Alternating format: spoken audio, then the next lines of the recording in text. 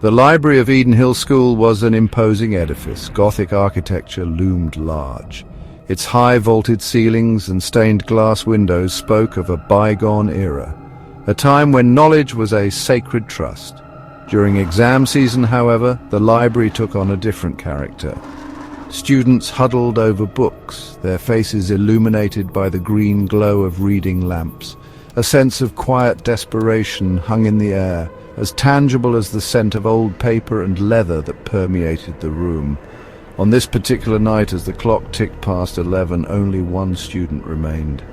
The library was due to close at midnight, a concession to the impending exams. The silence was broken only by the occasional creak of the ancient structure, a sound both comforting and vaguely unsettling. It was a silence that seemed to amplify every rustle of paper and every sigh of concentration.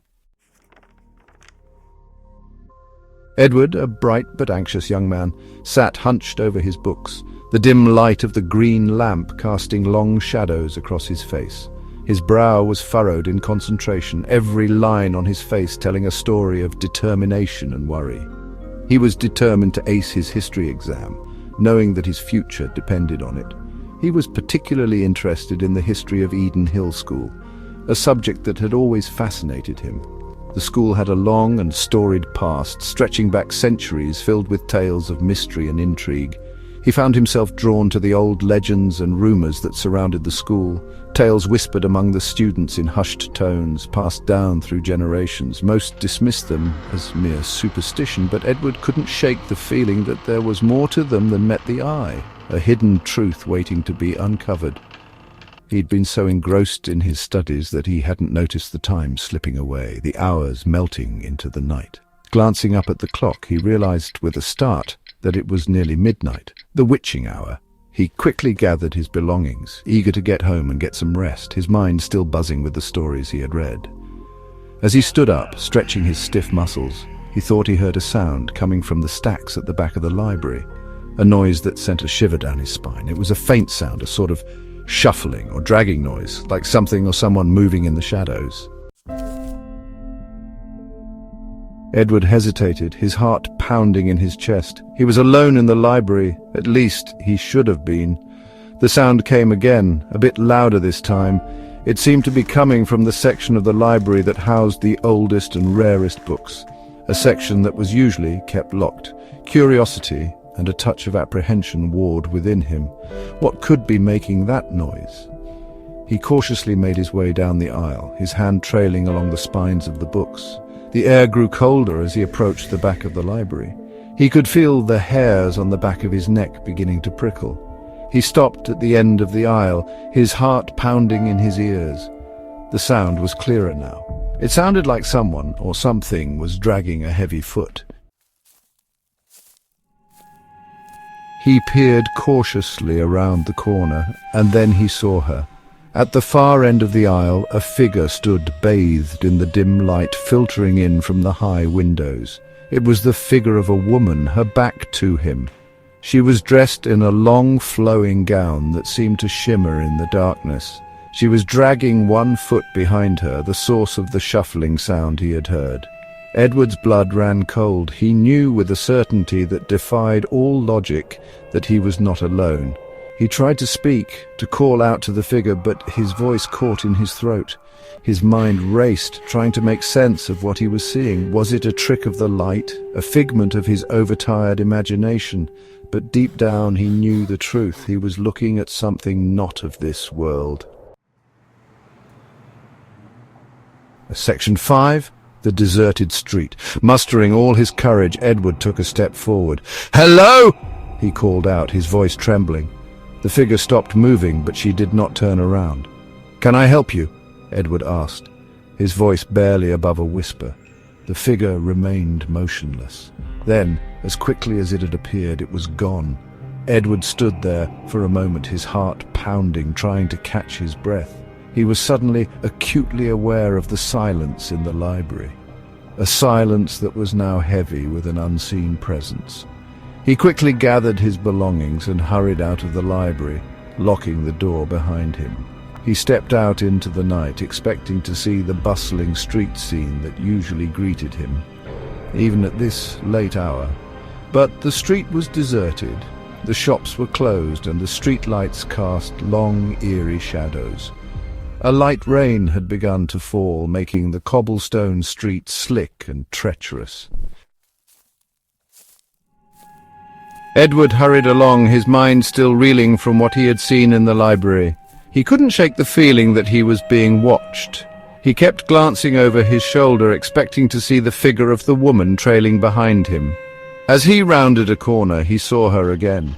She was standing at the end of the street, her back to him, just as he had seen her in the library. He stopped, dead in his tracks, his heart pounding in his chest. She was closer now. He could make out more details of her appearance. Her gown was tattered and torn, revealing glimpses of what looked like bare bone beneath. Her hair was long and stringy, matted with dirt and what looked like blood. He could see now that her hands, which were twisted and gnarled, were clutching a ragged doll. Terror rooted Edward to the spot. He tried to speak, to scream, but no sound came out. He was frozen in place, his eyes fixed on the horrifying apparition before him. The woman began to move towards him, her movement slow and deliberate, dragging her twisted foot behind her. With each step she took, the temperature seemed to drop a few degrees. The air grew thick and heavy, making it difficult to breathe. He was close enough now to see her face. It was a mask of anguish and rage. Her eyes, which glowed with an eerie light, were fixed on Edward with a look of pure hatred. As she drew closer, she opened her mouth and let out an ear-splitting shriek that seemed to echo through the empty streets, a shriek filled with centuries of pain and suffering. Edward felt a searing pain in his head, and then everything went black. He awoke to find himself lying on a soft bed in a dimly lit room. The air was thick with the scent of lavender, and the only sound was the faint ticking of a clock. He sat up, his head throbbing, and looked around. The room was unfamiliar, filled with antique furniture and old photographs. He was in a stranger's house, a place he had never seen before. An elderly woman, her kind face etched with worry, was sitting beside him. She had a gentle aura, her eyes filled with concern. "There, dearie," she said softly, her voice soothing. "You're safe now." "You've had quite a turn," she continued, patting his hand gently. Edward looked at her, his mind still foggy from whatever had happened. He struggled to piece together the events that led him here. "Where am I?" he asked, his voice raspy and weak.